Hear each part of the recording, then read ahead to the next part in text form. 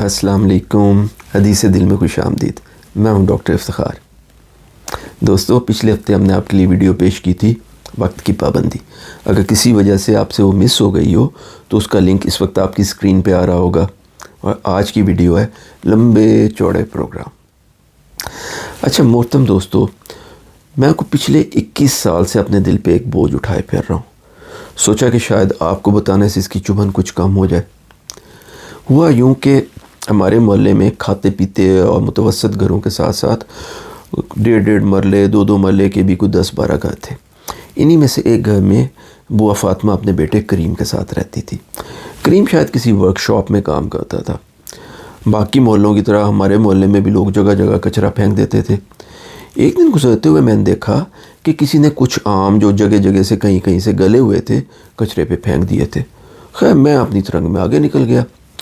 واپسی پر میں نے دور سے دیکھا کہ بوا فاطمہ نے ان میں سے 3-4 آم جو شاید کسی حد تک قابل استعمال تھے اپنی چادر میں ڈالے. کنکھیوں سے دائیں بائیں دیکھا کہ کسی نے اس کو دیکھ تو نہیں لیا اور اپنے چھوٹے سے مکان کا دروازہ کھول کے اندر چلی گئی.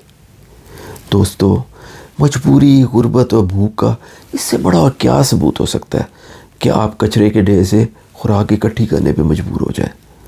اچھا، ان دنوں میں ہمارے گھر میں ہمارے اپنے کھیتوں کی گندم کا پسا ہوا آٹا گاؤں سے آیا کرتا تھا. میں جو ہی گھر پہنچا میں سیدھا سٹور میں گیا. وہاں میں نے دیکھا کہ وہاں آٹے کی 3 بوریاں دھری ہوئی تھیں. 2 بند تھی اور ایک استعمال ہو رہی تھی. میں نے دل میں ٹھان لی کہ ایک بوری ابھی اٹھا کے بوا فاطمہ کو دے آؤں گا. خدا جانے اس کے گھر میں کیا حالات چل رہے ہیں. میں بوری اٹھانے ہی لگا تو پتہ نہیں کیوں میرے دل میں خیال آیا کہ ایک بوری بھلا کتنے دن چلے گی. مجھے بوا فاطمہ کے لیے کوئی پکا بندوبست کرنے کی ضرورت ہے. بلکہ بوا فاطمہ کے گھر کے ساتھ 8-10 اور بھی تو چھوٹے چھوٹے گھر ہیں. ان میں بھی تو لوگ رہتے ہیں. ان کا گزارا بھی بس پورا ہی ہوتا ہوگا. کیوں نہ میں کوئی ایسا کام کروں کہ محلے کے تمام کھاتے پیتے لوگوں سے بات کر کے اپنے محلے کے غریب لوگوں کے لیے ایک امدادی فنڈ قائم کر لیا جائے جس میں سے ہر ماہ آٹے کی 1 بوری ان میں سے ہر ایک گھر میں بھجوا دی جائے. بلکہ نہیں، صرف آٹا کیوں، ایک راشن بیگ بنا دیتے ہیں جس میں 10 کلو آٹا، 2 کلو چاول، 1 لیٹر گھی، 2 کلو دالیں، 1 ڈبہ چائے. نہیں، لا حول ولا قوت. بھلا چائے کیوں؟ چائے تو کوئی ضروری آئٹم نہیں ہے. نہیں، چائے نہیں ہونی چاہیے. بلکہ ہم یوں کریں گے کہ 1 کلو چینی مناسب رہے گی. اور ہاں، ایک پوٹلی نمک اور مرچ کی، اور بلکہ چائے مائسوں والا ایک پیکٹ بھی ڈال دیتے ہیں. لیکن اوفو، 1 منٹ، اتنی ساری چیزیں میں یاد کیسے رکھوں گا؟ یہ تو ساری مجھے بھول جائیں گی. میں یوں کرتا ہوں کہ میں ان کو لکھ لیتا ہوں. بس اس خیال سے میں تیزی سے اسٹور سے نکلا کہ ابھی کوئی کاغذ یا پینسل ڈھونڈ کے لاتا ہوں، ان چیزوں کو لکھتا ہوں. پھر سوچا کہ یہ اکیلے کاغذ پہ اگر میں نے لکھا تو وہ صفحہ تو مجھ سے کہیں کھو جائے گا. میں یوں کرتا ہوں کہ بالے کی دکان سے ایک رجسٹر لے آتا ہوں. آخر ان گھروں کی ایک لسٹ بھی تو بنانی ہوگی جن کو راشن دینا ہے. اور پھر ایک کمیٹی بھی بنانی پڑے گی جو محلے کے کھاتے پیتے گھروں سے اس مقصد کے لیے چندہ اکٹھا کرے گی. بس میں گھر سے نکلا اور بالے کی دکان کی طرف چل پڑا. لیکن دوستو، ابھی چند ہی قدم گیا ہوں گا کہ ایک دم خیال آیا، تیرے کی آج تو جمعہ، آج تو دکانیں ہی بند ہوں گی. خیر میں نے دل میں پکا وعدہ کر لیا کہ ہفتے کو صبح ہی صبح رجسٹر لے کر یہ ساری باتیں ان پہ نوٹ کر لوں گا اور بس پھر اس پہ کام شروع کر دوں گا. ہفتے کو خیر دفتر میں کچھ کام زیادہ تھا. اتوار کو پاکستان انڈیا کا میچ تھا. سارا دن میچ دیکھتے ہوئے گزر گیا اور پھر فائنل ہارنے پہ تو جیسے دل ہی ٹوٹ گیا. میں سوچنے لگا کہ خدا جانے پاکستان انڈیا سے ہمیشہ فائنل میں کیوں ہار جاتا ہے. اچھا، اگلا پورا ہفتہ دفتر میں کلوزنگ تھی، بس اسی کی نظر ہو گیا. اسی طریقے سے کئی دن بیت گئے. ایک دن میں گھر بیٹھا تھا کہ بیگم کی کچن سے باز آئی، ارے سنتے ہیں آٹا ختم ہو گیا تھا. میں نے گاؤں میں تایا جی کو فون کر کے کہہ دیا 4 بوریاں بھجوا دے. مجھے تو ایک جھٹکا لگا کہ آٹا ختم ہو گیا.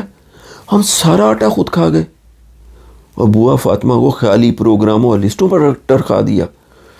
یہ سوچتے ہی میں نے سلیپر پاؤں میں ڈالے اور بوا فاطمہ کے گھر کی طرف بھاگا. لیکن وہاں بائے گلی میں ہی 2 میلی سی دریوں پہ 4-5 لوگ بیٹھے کھجور کی گٹھلیاں انگلیوں میں گھما رہے تھے. میں نے ڈرتے ڈرتے پوچھا کیا ہوا؟ ایک نے بتایا کہ رات کو اماں فاطمہ فوت ہو گئی۔ میں خاموشی سے پلٹ آیا، دیکھا کہ گھر کے باہر ایک گدھا گاڑی والا آیا ہوا ہے اور گدھا گاڑی سے آٹے کی بوریاں اٹھا اٹھا کے اندر لے کے جا رہا ہے جو وہ گاؤں سے لے کے آیا تھا۔ بس دوستو، اس دن سے ایک عجیب سی بے چینی ہے۔ کبھی کبھی سوچتا ہوں کہ بوا فاطمہ کے بیٹے سے پوچھ ہی لیتا کہ بوا فاطمہ کا انتقال کسی بیماری سے ہوا تھا یا بھوک سے۔